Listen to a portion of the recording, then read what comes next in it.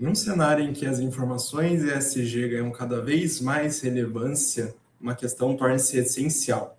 Quem garante a qualidade, a confiabilidade e a transparência desses dados? Mais do que atender às exigências regulatórias, o desafio está em construir uma governança sólida da informação, na qual o profissional da contabilidade desempenha um papel estratégico para a credibilidade dos relatórios de sustentabilidade. Sejam todos muito bem-vindos. Eu sou o Henrique Netska, membro da Comissão de Normas IFRS, Assuntos Contábeis e ESG do Profissional Contábil do CRC Paraná. E antes de mergulharmos no conteúdo, um aviso rápido aqui para você que está assistindo a gente. Esse vídeo acabou de sair e ele tem 7 dias para ser hypado. Se você é da área e valoriza conteúdo técnico de qualidade, clica no botão hypar aqui embaixo para ajudar a nossa classe contábil a ganhar relevância no ranking do YouTube. Nosso tema hoje é o papel estratégico do contador na governança dos dados ESG, cenário e decisão. Nesse episódio, organizado pela nossa Comissão de Normas IFRS, Assuntos Contábeis e ESG, vamos explorar a aplicação do CBPS-1 e do CBPS-2, destacando o papel do profissional da contabilidade na governança e na confiabilidade das informações ESG. Também abordaremos as diferenças entre a materialidade financeira e dupla materialidade, a asseguração das informações de sustentabilidade e os alívios de transição da IFRS S1 e S2, analisando os reflexos dos primeiros ciclos de reporte. E para nos guiar nessa jornada, a gente recebe hoje a Adriana Gasser. A Adriana é estrategista ESG com 15 anos de experiência, atuando como consultora independente para empresas dos setores do agronegócio, mineração e farmacobiológico no Brasil e na Europa. Selecionada para o programa de assessores na implementação regulatória RIA, da Fundação IFRS em 2026, atua nos 3 níveis de cadeia da adoção normativa do ISSB. É instrutora parceira do curso sobre as normas ESRS do Grupo Report, embaixadora Green Bus Zurich. Possui casa em gestão geral pela Universidade de St. Gallen, HSG. Adriana, privilégio tê-la conosco aqui hoje. A palavra é sua. Bom dia a todos, sejam bem-vindos e bem-vindas ao nosso encontro de hoje. Antes de começar, eu quero agradecer à Escola Técnica do Conselho Regional de Contabilidade do Paraná, ao Sérgio Porciúncula, conselheiro do Conselho, pelo convite, e ao Henrique pela apresentação e mediação. É uma satisfação estar aqui com uma audiência que leva a sério o que está acontecendo com as normas de sustentabilidade e que entende que essa agenda passa pela profissão contábil. Eu já fui devidamente apresentada pelo Henrique, mas eu acho que vale aí fazer alguns complementos. Eu sou estrategista ESG com 15 anos de experiência, moro hoje na Suíça, mas eu tenho uma atuação em empresas do Brasil, Europa e também cadeias globais em diversos setores. O meu trabalho, ele envolve projetos de estratégia ESG, como avaliações de dupla materialidade, diagnósticos de maturidade, planos estratégicos de gestão e processos de divulgação alinhados às principais normas globais. Eu preciso ser direta desde o início, eu não sou contadora, a minha formação é em comunicação e sustentabilidade, e a minha especialidade é traduzir o que as normas exigem em decisões que o Conselho consiga, implementar. Eu faço parte da comunidade de consultores selecionados para o programa de consultores de implementação regulatória da IFRS, que é voltado a assessorar jurisdições e autoridades regulatórias na adoção das normas ISSB.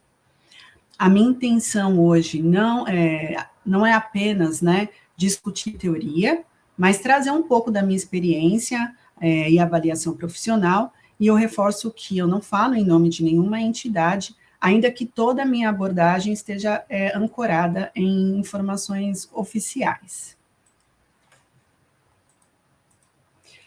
O que eu trago hoje é o primeiro de 2 episódios. Neste episódio, nós vamos cobrir o cenário regulatório e as decisões estratégicas que ele exige, e como as duas lentes de materialidade se conectam ao trabalho de vocês.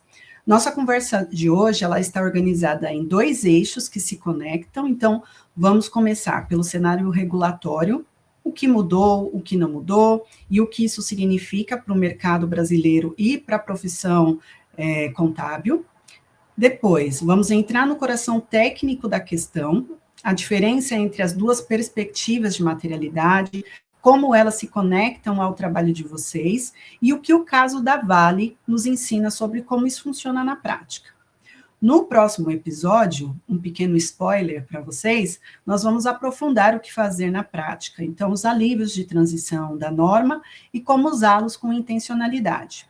O papel do auditor no processo de asseguração, como a empresa se prepara para obter os dados confiáveis de escopo 3 da sua cadeia de valor, e onde a IA ajuda e onde ela não substitui a qualidade do dado na origem. Então, vamos começar pelo cenário. Nos últimos meses, o mercado brasileiro foi surpreendido por uma mudança de direção da CVM. Depois de anos construindo uma agenda de obrigatoriedade de relato financeiro de sustentabilidade, a Resolução 244 recuou para o modelo de adesão voluntária com justificativa pública, que a gente chama o chamado, no caso, pratique ou explique. A reação natural de muitas empresas pode ter sido de alívio ou simplesmente de parar as máquinas e aguardar até que tudo se resolva. E é exatamente aí que começa a nossa conversa hoje. Porque enquanto o regulador ele recuou, o mercado de capitais, os bancos e os clientes europeus, eles continuam se movendo aí na mesma direção de antes. E o sistema financeiro brasileiro, via Banco Central, já está em rota de obrigatoriedade, independentemente do que a CVM decidiu. E o próprio mercado contábil brasileiro não ficou em silêncio diante dessa mudança. O Conselho Federal de Contabilidade enviou ao Ministério da Fazenda um ofício propondo o que chamou de terceira via, que é uma alternativa que não revoga a obrigatoriedade, mas desloca para 2028 com voluntariado assistido em 2026 e 2027, e dispensa expressa do escopo 3 nesses 2 anos seguintes, Na minha avaliação, esta é a proposta mais coerente com a arquitetura da norma que surgiu dentro desse debate, Pelo menos dos quais eu tive acesso. E aí nós vamos aprofundá-los aí nos próximos slides.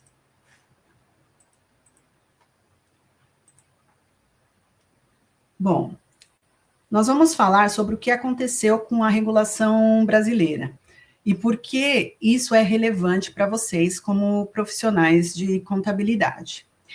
Em 2023, o Brasil deu um passo histórico.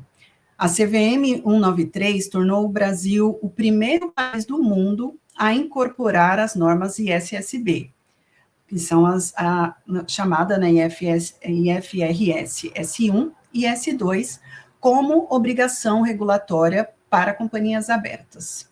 O cronograma ele era claro, a adoção voluntária a partir de 2024, obrigatoriedade a partir dos exercícios de 2026, e o mercado começou a se preparar. Aproximadamente 70% das companhias abertas já tinham iniciado os esforços de adequação quando esse recuo aconteceu. Em dezembro de 2025, a Abrasca, que é a Associação das Companhias Abertas, solicitou formalmente à CVM a revogação e o adiamento de 3 anos, argumentando custos elevados e acúmulo com outras agendas regulatórias, como a reforma tributária e o Pilar 2 da OCDE. Em fevereiro de 2026, a própria área técnica da CVM rejeitou esse pedido, argumentou que o mercado conhecia o cronograma desde 2023, que a norma já previa mecanismos de proporcionalidade e que a adoção estava alinhada às melhores práticas internacionais. Apesar disso, em maio de 2026, o colegiado aprovou a resolução 244, que revogou a obrigatoriedade. E o que ficou, né? Um modelo chamado Pratique ou Explique. A partir de 2027, qualquer companhia aberta que optar por não publicar o relatório de sustentabilidade precisa comunicar publicamente ao mercado os motivos dessa decisão. Quem optar por publicar mantém a obrigação de seguir as normas, CBPS e SSB, a asseguração por auditor independente, isso não mudou, e entra num lock-in de 3 anos. Então, ela fica obrigada a manter o reporte pelos próximos 3 anos. Aqui está um ponto que eu quero deixar com vocês. O opt-out, ele cumpre a norma. A empresa que decidir sair, né, ou não reportar, ela não vai estar violando a regulação. Mas essa opção, ela não é neutra, né? O opt-out, ele não é neutro. É uma empresa que comunica ao mercado que não tem maturidade para mensurar os seus riscos climáticos, né? Está dando aí, no caso, uma informação muito específica a quem vai decidir se investe ou financia esse negócio. É o caso, por exemplo, dos investidores com mandado de stewardship, né, que aqui vale explicar o que significa. São os gestores de fundos investidores institucionais que têm obrigação fiduciária de monitorar ativamente a governança e a gestão de riscos das empresas em que investe. Eles não leem o opt-out como uma humildade regulatória, leem como sinal de que a visibilidade sobre os riscos caiu e ajustam, né, o prêmio de risco de acordo com essa falta de visibilidade. A gente tem que sempre lembrar, né, que o capital tem memória. E é por isso que essa decisão não é uma decisão técnica de compliance. Ela é uma decisão estratégica que deveria passar pelo Conselho de Administração com assessoria técnica da área contábil, por exemplo. Então, seguindo aqui, agora eu quero dar um passo atrás e fazer uma leitura mais ampla.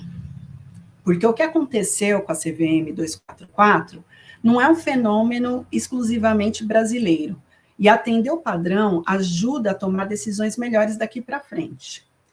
Primeiro, por que as jurisdições adotam essas normas, né? Não é por ideologia ambiental, com certeza não. É por uma razão econômica muito objetiva, que é reduzir a assimetria de informação entre quem emite valores mobiliários e quem investe nesses valores. Quando uma empresa não divulga seus riscos climáticos de forma estruturada e comparável, o investidor não consegue precificar esse risco com precisão necessária. E o que o investidor não consegue precificar, ele desconta no preço, né, no prêmio de risco, ou ele evita esse investimento. O objetivo das normas ISSB é exatamente trazer esses dados para dentro do vocabulário financeiro, que são dados comparáveis, auditáveis, conectados às demonstrações financeiras. Segundo, o que aconteceu quando o ecossistema, o que acontece, né, quando o ecossistema não está preparado para essa transição? É aqui que eu quero compartilhar com vocês uma avaliação pessoal. É minha leitura como profissional que acompanha esse processo de dentro. A IFRS S1 e S2 já previam os instrumentos para lidar com os desafios que as empresas apresentaram. O princípio de proporcionalidade, por exemplo, ele reconhece que empresas em diferentes estágios de maturidade, né, não podem ser tratadas da mesma forma, né? E, por isso, a norma oferece alíveis de transição, que são mecanismos que permitem a adoção gradual, como a isenção de divulgar emissões de escopo 3 no primeiro ano, e a flexibilidade para usar metodologias já existentes em vez de migrar imediatamente para um GHG protocolo, por exemplo. Esses mecanismos existem exatamente para dar às empresas o tempo necessário para construir capacidade real antes de se comprometerem com uma divulgação plena. No próximo episódio, a gente vai explorar cada um desses alívios em detalhe. Mas voltando para a nossa reflexão, o que me parece ter faltado foi a capacidade do ecossistema, e nesse caso eu estou falando de reguladores, consultorias e associações, de comunicar e operacionalizar esses instrumentos de forma a tranquilizar o mercado, né? O debate virou, nesse caso, uma disputa entre custo e obrigação, quando deveria ter sido sobre como usar o que a norma já oferecia. E o resultado foi uma decisão que gerou insegurança jurídica e desacelerou investimentos que já estavam em curso. Enquanto isso, países como Japão, Reino Unido, Canadá, Austrália, Noruega, Chile e China continuam avançando aí na adoção dos padrões S1 e S2. O Brasil, que havia saído na frente lá em 2023, recuou. É por isso que considero que a proposta do CFC, chamada de terceira via, né, é a leitura mais coerente com a arquitetura da norma. Ela não inventa nada novo, ela usa o que já estava lá, restabelece uma data de obrigatoriedade para 2028 e cria um período de voluntariado assistido em 2026 e 2027. E também mantém a dispensa expressa do escopo 3 nesses 2 anos, exatamente o alívio que a norma previa, né? A gente não sabe qual vai ser o resultado, mas, como eu falei no início, é o que mais se aproximou aí de uma proposta alternativa mais positiva, né? Quero que vocês guardem esse raciocínio, porque no eixo 3, no próximo episódio, vamos ver em detalhe o que esses alívios dizem, o que eles exigem em termos de documentação e julgamento técnico, e quem, na estrutura de uma empresa, tem um mandato para fazer isso de forma rigorosa. Então, seguindo aqui com vocês. Então, nós vimos que a CVM recuou, mas existe um segundo trilho regulatório que não recuou, né? E que é diretamente relevante para quem trabalha com o sistema financeiro brasileiro. A resolução CMN, né, do Conselho Monetário Nacional, aprovada em novembro de 2024, tornou obrigatória a adoção dos pronunciamentos CBPS 01 e 02, equivalentes a IFRS S1 e S2. Para as instituições financeiras brasileiras, né, os bancos e as instituições financeiras classificados nos segmentos de maior porte e complexidade pelo Banco Central, eles estão obrigados, a partir dos exercícios de 2026, a cumprir com a norma. Os demais, a partir de 2028. Esse cronograma, ele não foi alterado pela CVM 244. Mas aí o que isso significa na prática, né? Os bancos que financiam as companhias abertas já estão em rota obrigatória de reporte de sustentabilidade. E quando um banco precisa reportar seus riscos climáticos na cadeia de crédito, ele precisa de informações sobre as empresas que ele financia. Essa exigência vai cascatear, né, para baixo na cadeia, independentemente do que a CVM decidiu sobre as companhias abertas. O mesmo acontece com a cadeia global. Empresas europeias com obrigações de escopo 3 sob a CSRD, que é a norma europeia, precisam de dados dos seus fornecedores brasileiros para completar o próprio relatório. Elas não vão parar de pedir esses dados porque a CVM brasileira tornou o reporte voluntário. Então, a pressão, ela acaba vindo de outra direção. E aqui está o ponto central desse eixo, né? O opt-out. Por que ele não é neutro, né? E ele também não é gratuito. Uma empresa que opta por não reportar, vai continuar recebendo perguntas, né? Do banco que financia, do cliente europeu que precisa do dado de escopo 3, do investidor que quer entender os riscos climáticos antes de alocar capital.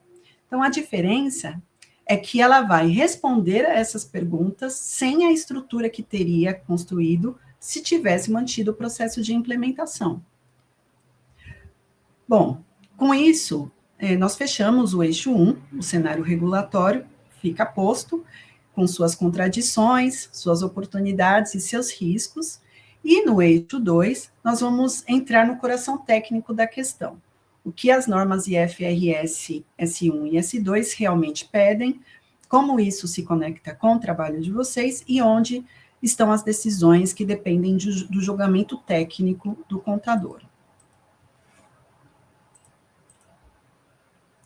Bom, entramos agora no eixo 2, e aqui eu quero começar desfazendo uma confusão que existe até dentro das empresas que já estão mais avançadas nessa agenda.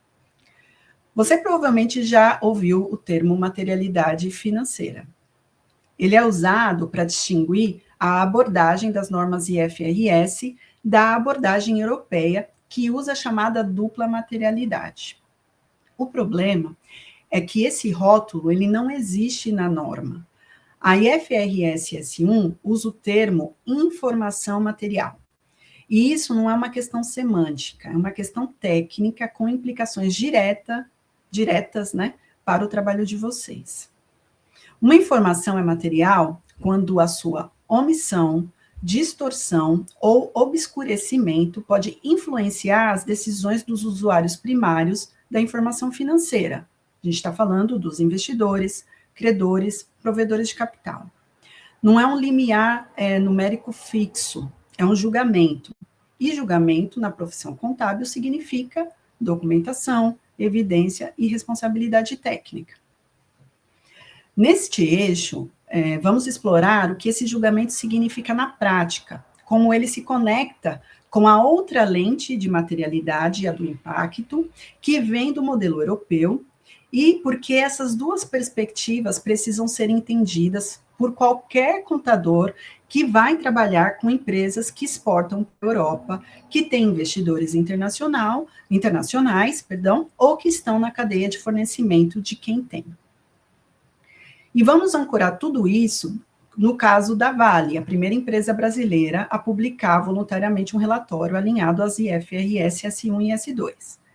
Porque o que a Vale fez não foi contratar uma consultoria de sustentabilidade para escrever um relatório bonito, apesar de também ser bonito, mas foi colocar a controladoria como PMO do processo, documentar cada decisão de materialidade em memorandos técnicos e identificar riscos financeiros que antes não estavam visíveis nas demonstrações financeiras.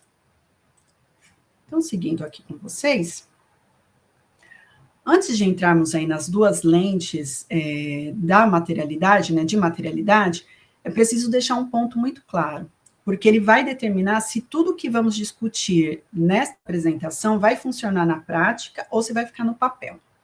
A IFRS S1 estrutura o relato de sustentabilidade em 4 pilares. O primeiro pilar é o da governança, né? O segundo, estratégia. O terceiro, gestão de riscos. E o quarto e último, métricas e metas. Esses 4 pilares não são, na verdade, responsabilidade de uma área. Não pertence, por exemplo, à área de sustentabilidade. Eles são responsabilidade de um sistema integrado de gestão. E cada pilar exige que pessoas diferentes, com mandatos diferentes, tomem decisões reais. Quando a gente fala de governança, significa que o conselho de administração e o C-suite, né, o CFO, o CEO, o COO, precisam supervisionar ativamente os riscos e oportunidades relacionados à sustentabilidade. Não é uma formalidade. A norma exige que se descreva como essa supervisão acontece, com que frequência e quais decisões foram tomadas a partir dela. Se o conselho não tem essa capacidade instalada, o primeiro pilar já não se sustenta. Quando falamos de estratégia, significa que a empresa precisa avaliar como esses riscos e oportunidades afetam o modelo de negócio no curto, médio e longo prazo. E isso precisa estar conectado ao planejamento estratégico real da companhia, da empresa. Não há um documento paralelo produzido pela área de sustentabilidade, sem qualquer diálogo com quem define o rumo do negócio. Quando falamos de gestão de risco, significa que os riscos ESG precisam entrar no mesmo processo que os riscos financeiros e operacionais, ou seja, no RM corporativo, ou como conhecemos, Enterprise Risk Management.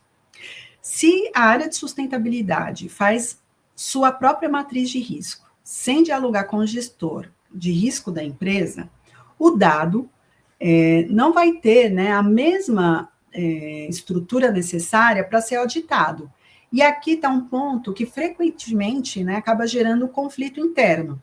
Muitas empresas têm 2 processos paralelos de identificação de riscos, um na área de sustentabilidade e outro na área de riscos corporativos, que nunca conversam entre si.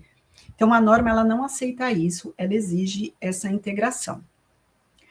Quando falamos de métricas e metas, aqui é onde o contador ele atua com mais força, ele entra com mais força. Mas ele só consegue atestar o dado se receber uma informação rastreável, com metodologia documentada, produzida por profissionais que sabem o que estão medindo e que podem explicar cada número ao auditor. E, em muitos casos, os processos internos que tornam isso possível precisarão ser criados do zero, talvez eles não existam. E aí não existe um atalho. Uma empresa que nunca mediu suas emissões de escopo 1 e 2 com rigor metodológico, por exemplo, não vai conseguir entregar esse dado ao contador num formato auditável sem construir um processo que gera esse dado, né? Os alívios de transição da norma, eles existem exatamente para dar o termo para essa construção. E vamos entrar nisso mais em detalhe nesse ponto, novamente, lá no próximo episódio, no eixo 3. Agora, eu quero trazer um dado que a própria CVM documentou antes de editar a Resolução 244. No estudo sobre as divulgações ESG, no formulário de referência, a autarquia identificou um padrão preocupante, que foi o excesso de linguagem jurídica defensiva nos relatórios. As empresas estavam usando o campo de sustentabilidade não para informar, mas para se proteger. Texto elaborado pelo jurídico, cheio de ressalvas, que cumpre formalmente a obrigação, mas não diz nada de concreto ao investidor. Isso não é um problema de redação, ele é um problema de governança. Uma empresa que produz um relatório dessa forma está sinalizando que não tem clareza interna sobre quem tomou quais decisões, com base em quais dados e com qual responsabilidade técnica. E quando não há clareza interna, o texto vira escudo, não informação. A IFRS S1 é explícita sobre isso. Uma informação, ela é material quando sua omissão, distorção ou obscurecimento pode influenciar a decisão do investidor. Linguagem jurídica defensiva é exatamente isso, obscurecimento. E obscurecimento intencional, no contexto de um relatório financeiro, ele tem um nome, é o que nós chamamos de greenwashing. A arquitetura de governança que a norma exige, existe para evitar esse cenário. Quando o conselho tem mandato real, quando o C-suite, o CFO, o CEO, toma decisões baseadas em dados de qualidade, quando o gestor de risco integra esses dados ao RM e quando o contador recebe uma informação rastreável e documentada, o relatório deixa de ser um documento de proteção jurídica e passa a ser o que deveria ser, uma ferramenta de transparência que protege o valor da empresa no longo prazo.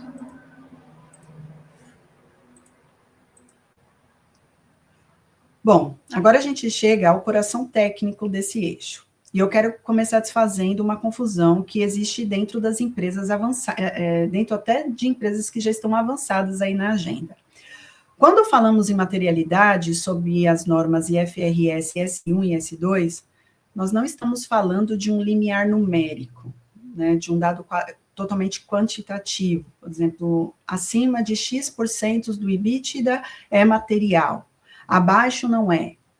Nós estamos falando aqui de julgamento. A norma define que uma informação é material Novamente, quando sua omissão, distorção ou obscurecimento poderia influenciar as decisões dos usuários primários da informação financeira, investidores, credores, provedores de capital.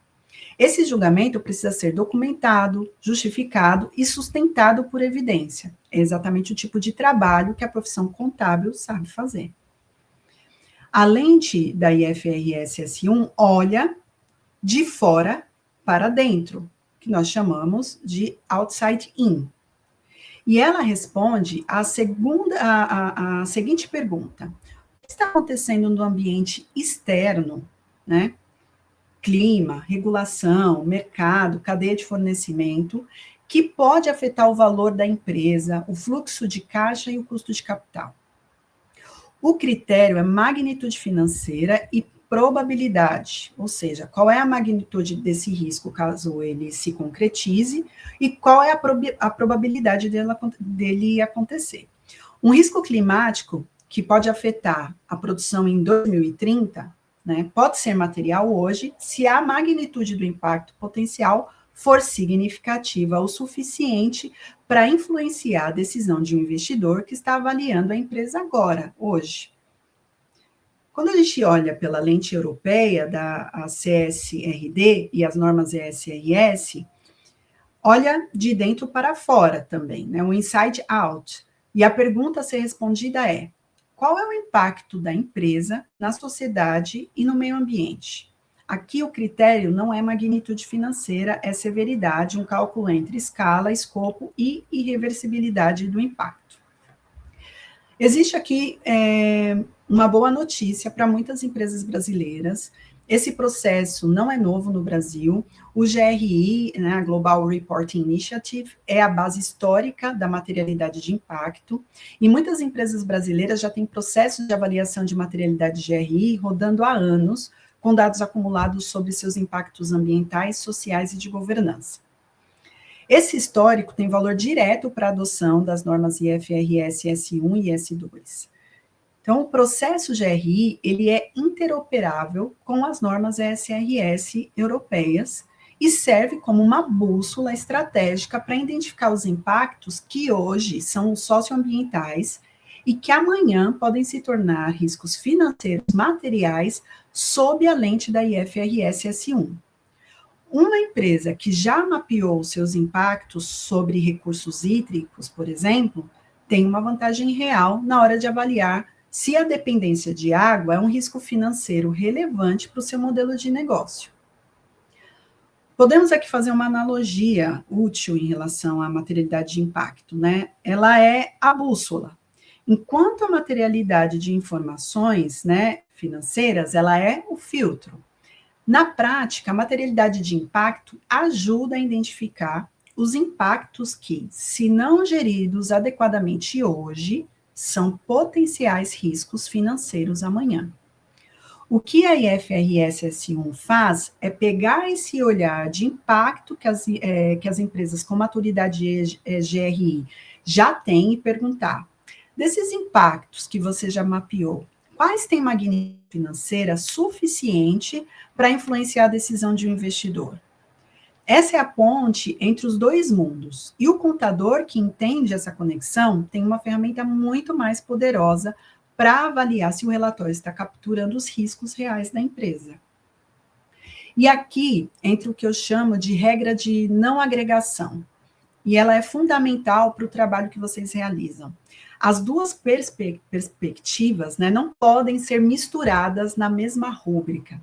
O que eu quero dizer com isso?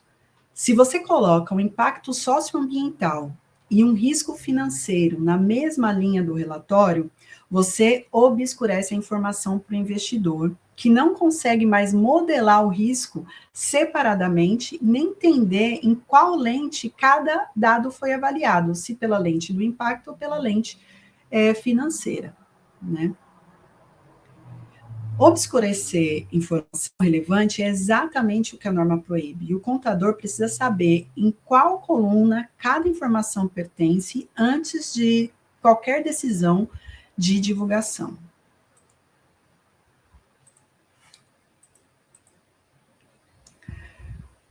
Então, a gente vai sair da teoria e entrar agora num caso real. A Vale, ela foi a primeira grande empresa brasileira a publicar voluntariamente um relatório, né, alinhado às IFRS S1 e S2, referente ao exercício de 2024. E o que ela fez é um exemplo muito preciso do que estamos discutindo aqui hoje. O ponto de partida não foi contratar uma consultoria de sustentabilidade para mapear todos os riscos ESG do zero. Foi pegar a matriz de risco corporativa, que já existia, né?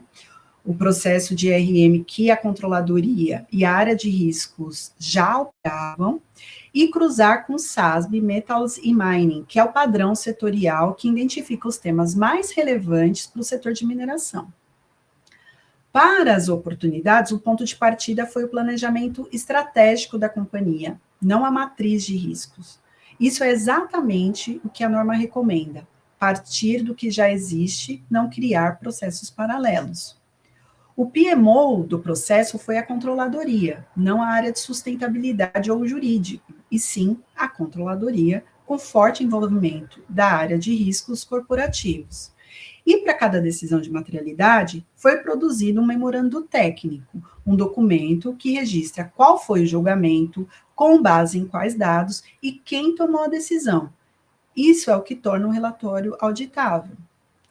Os números que emergiram desse processo são expressivos. A Vale identificou custos potenciais de precificação de carbono entre 7 bilhões e 19 bilhões a partir de 2030, como risco de transição material. Ela identificou um CAPEX de até 7 bilhões para o desenvolvimento de briquetes de minério de ferro como parte da estratégia de transição. E vinculou 10% das metas do seu programa de avaliação de performance a reduções de emissões de escopo 1 e 2. Mas há um ponto que eu considero ainda mais importante do que esses números, e que é diretamente relevante para o trabalho que vocês realizam. Para os riscos físicos de alta incerteza, a Vale optou por não oferecer uma estimativa quantitativa. E por que ela fez isso? Porque a norma permite isso. Quando a quantificação seria impraticável, dado ao nível de incerteza disponível. E a Vale documentou esse julgamento com uma justificativa técnica, né? Isso é o conceito de impraticabilidade que nós vamos explorar em detalhe também lá no eixo 3. Mas aí eu já deixo a pergunta aqui plantada, né? O auditor que receber esse relatório vai precisar testar se o esforço para quantificar foi de fato razoável antes de aceitar a divulgação qualitativa. Qual é a trilha de auditoria que sustenta essa decisão? Quem produziu um memorando técnico? Com base em quais dados? Essas são perguntas que o contador precisa saber fazer e que a área de sustentabilidade precisa saber responder.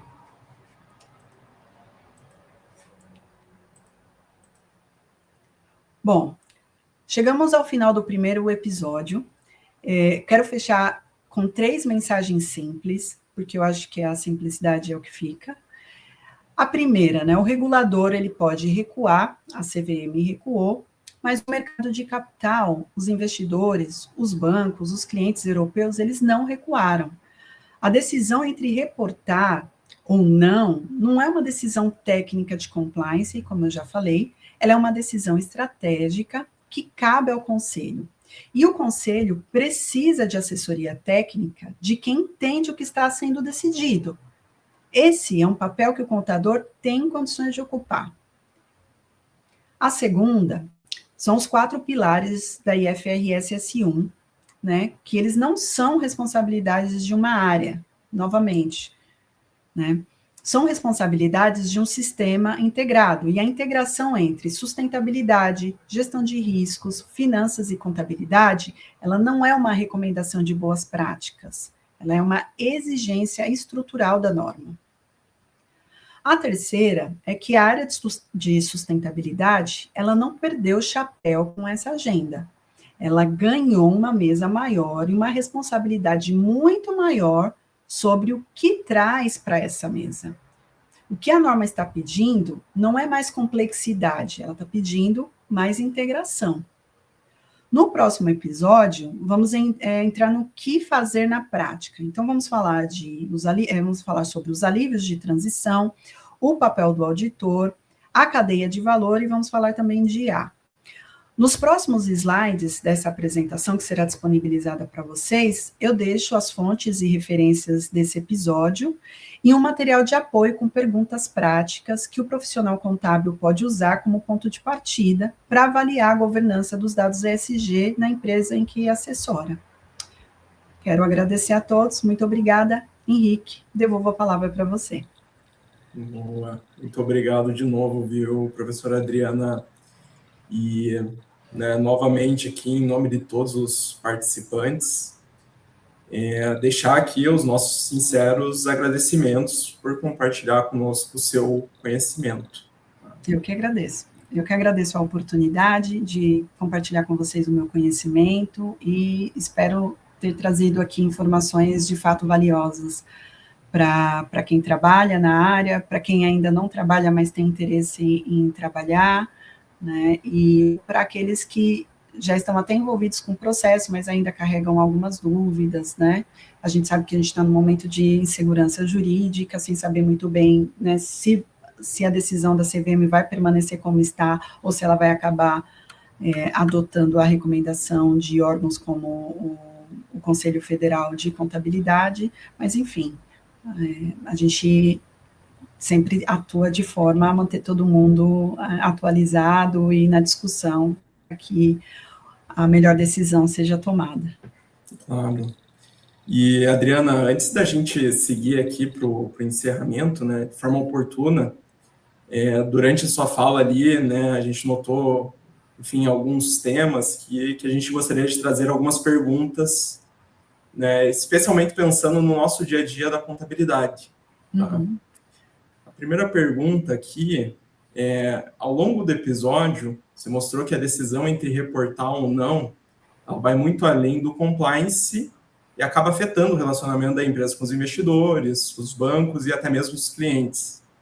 Como que o contador ou o auditor pode ajudar o conselho de administração dessas entidades a tomar essa decisão de responsabilidade? Qual que é o papel do profissional contábil nessa conversa? Como eu falei algumas vezes durante a apresentação, não é uma decisão de compliance e não é o contador ou o auditor que vai tomar essa decisão pelo conselho. Mas são eles que têm o vocabulário técnico para traduzir o que está em jogo, né? E essa tradução, ela faz toda a diferença. Existem 3 contribuições concretas que o profissional contábil pode levar para essa conversa, né? Com o conselho ou com um C-Level, né? O C-Suite. A primeira é mostrar que o opt-out, ele não é neutro, como eu falei, ele tem um custo e ele é uma comunicação pública ao mercado sobre o nível de maturidade da empresa, né? A segunda é explicar que o lock-in, né, esses 3 anos que a empresa que decidir reportar, ela vai ter que ser obrigada a reportar, o que ele significa na prática. Ele não é uma punição, não é porque eu decidi reportar um primeiro ano, a minha empresa vai ser punida e vai ter que reportar os 3, né? Mas ela é um compromisso de consistência que o mercado vai monitorar. E a gente tem que lembrar que isso também, a norma já foi construída dessa maneira para que seja um crescente, um aprendizado, né, uma construção. Então, é por isso que ela tem os alívios, tem a questão da proporcionalidade, que a gente vai falar um pouco mais no próximo episódio. A terceira, e talvez a mais importante, é mostrar que a CMN, né, que é a norma obrigatória para as empresas financeiras, já colocou o sistema financeiro nessa rota obrigatória, e mesmo que a empresa aberta, ela escolha não reportar, o banco que financia essa empresa vai continuar fazendo as perguntas, né, e o conselho precisa saber que ele vai continuar sendo cobrado, ou que o investidor vai fazer essas cobranças, né? Então, em outras palavras, o profissional de contabilidade é quem consegue conectar a decisão regulatória ao risco real do negócio, e aí essa conversa precisa acontecer e ele tem que ter essas ferramentas para poder conduzir junto com o conselho. Ótimo. E a segunda e última pergunta, professora, você trouxe o caso Vale como uma referência concreta de como esse processo funciona na prática, né? O que o contador de uma empresa menor que não tem a mesma estrutura, né, ele pode aprender com essa experiência e aplicar na sua própria realidade? Uhum. Bom, o que a Vale fez, lógico, ela não é replicável em escala, né, mas ela é um princípio, e esse é o ponto, acho que mais importante. A primeira lição não tem nada a ver com o tamanho da empresa, mas foi a decisão de colocar a controladoria como PMO do processo. Isso qualquer empresa pode fazer. A segunda lição é sobre o ponto de partida, né? A Vale não criou processos do zero, nenhuma empresa deve fazer isso, ela deve aproveitar os processos que tem. Lógico que pode ser que na avaliação ela encontre processos que precisam ser construídos, mas ela vai ter tempo para fazer isso, ela pode aproveitar o primeiro ano exatamente para identificar esses gaps e poder criar esses processos, né? A Vale também usou a matriz de riscos que já existia e cruzou com o referencial setorial do SASB, Metals e Mining, que é uma recomendação também do ISSB, né? Então, para uma empresa menor, o equivalente a olhar para o que ela tem, que já existe, por exemplo, se ela já faz relatórios GRI, né, olhar para os diagnósticos de compliance que ela já tem, as auditorias ambientais que já foram realizadas e perguntar, o que desses dados que eu já tenho, que já tem qualidade auditável, e que ainda falta? Como que eu posso construir esses processos, né? Isso é um diagnóstico de prontidão, que a norma, inclusive, recomenda, e é por aí que começa, né? Não pelo escopo inteiro da norma, a complexidade ela vem depois, por isso eu acho que essa decisão do lock-in de 3 anos, né? E ela começa também quando o processo já tem governança. A gente com certeza vai encontrar empresas que ainda nem estabeleceram um processo de governança e, se não fosse a resolução 244, já estariam obrigadas a reportar. Mas aí ela teria esse período, né, esses alívios, essa proporcionalidade, né, e também a flexibilidade técnica que ela poderia utilizar.